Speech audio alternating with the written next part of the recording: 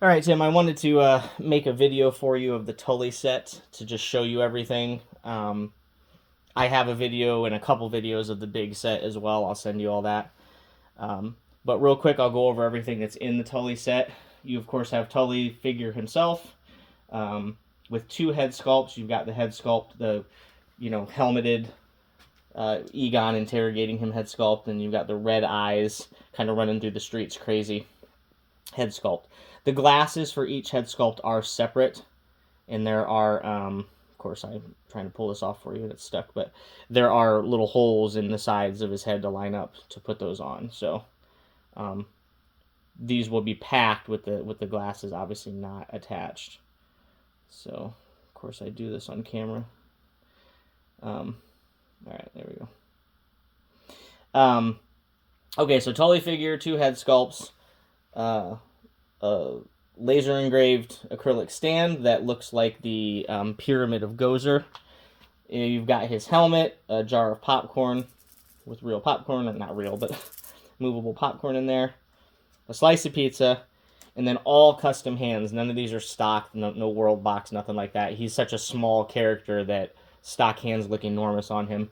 Plus, I needed to have hands that were going to serve specific purposes. So to go over those real quick, you have two sort of relaxed hands. They're kind of splayed relaxed to look a little bit crazy, particularly for when this sculpt is on.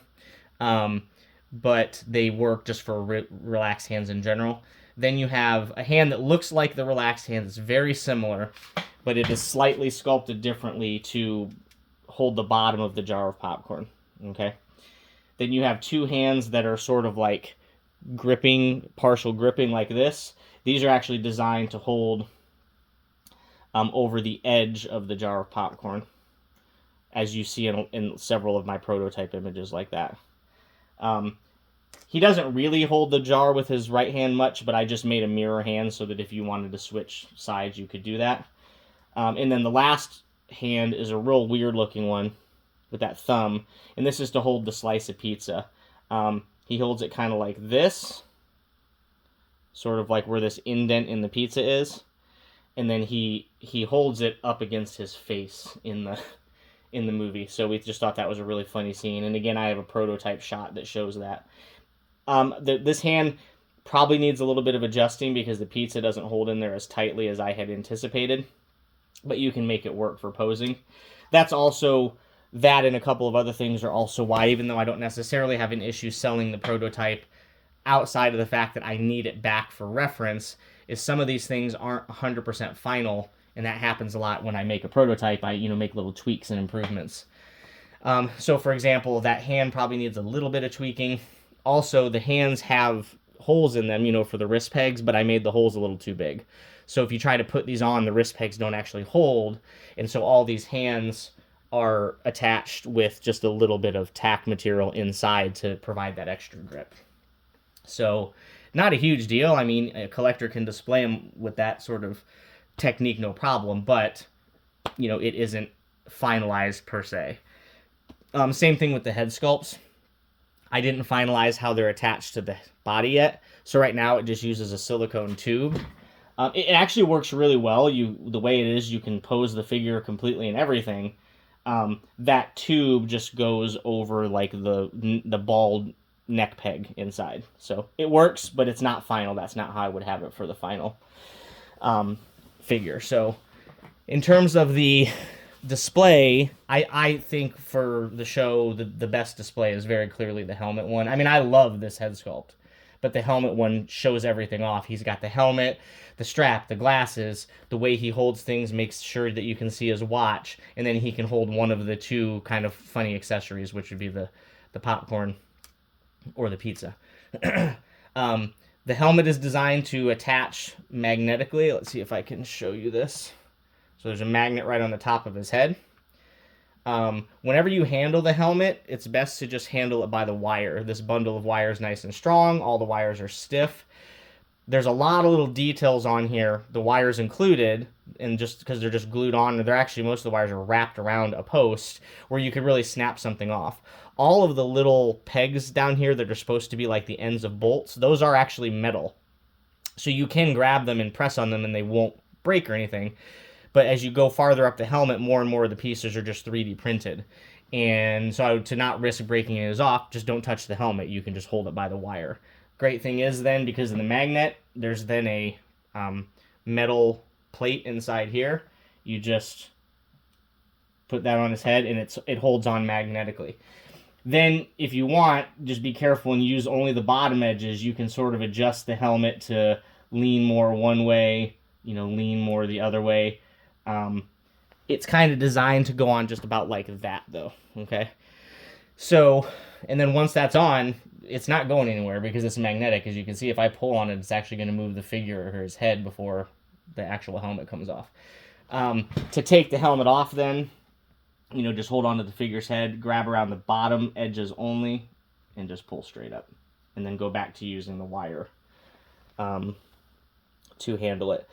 I'm probably just going to wrap this thing in a whole bunch of bubble wrap to ship it. Like I said, I don't have a packaging design for this guy yet. There. Okay. So that's the Tully figure. The other sort of piece de resistance, as they say, is the Terror Dog, which is right here. The Terror Dog comes with his own base, which has the electronics in it to light up. Let me move this over just a little bit. And he attaches to the base via a magnetic connector. There's a part in his foot, that's the female end, and then in the base there's the male end. There's a little peg that sticks out. You power this up with USB-C. It needs to be USB-C on one end and USB-A on the other. It can't be USB-C, USB-C, so just be aware of that. And then you just line up the peg, and he lights up. So I did that just so that he didn't have to be permanently attached to the base, and I didn't want any wires hanging out of the Terror Dog. So you can remove him and pose him separately from the base if you want to. You just don't get the light up effect. Once he's on the base, light up effect. Just be aware if you don't line up this magnetic thing perfectly, like right there, it's magnetically holding, but it's not lined up all the way, it's not going to light up. It's got to be lined up where the little pin goes into the female end. There we go. And you're all good to go. Okay? So that's mostly it. I just now realized I forgot one more accessory. Let me grab it here.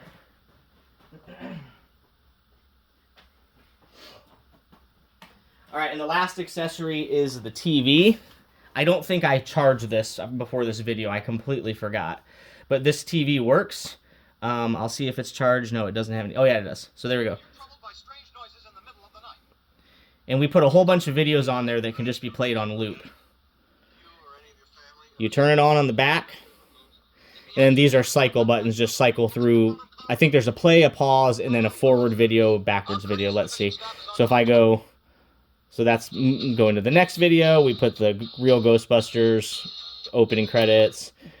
The Ghostbusters music video. Who you going to call? Ray Parker Jr. And then sort of the funny, hilarious thing is we actually put the entire movie on here. So the entire Ghostbusters movie is on here. So... you can probably, I think you can just plug it in and leave it plugged in. This is mini USB. Or if you charge it, it'll play for a good couple of hours before the battery dies. So yeah, that's the last accessory. That's everything that comes with the figure. So let me know if you have any questions.